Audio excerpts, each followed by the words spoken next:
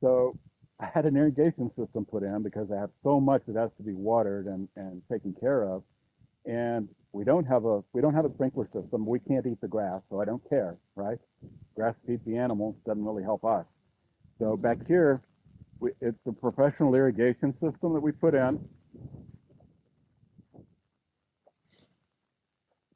There are 5 zones in the garden here,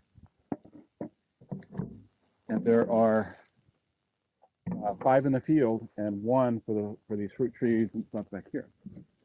11 zones, but it's all underground. Thank goodness. It's on an app, so like this time of year, we don't have to water every day. Maybe once or twice a week is plenty if we're not getting rain.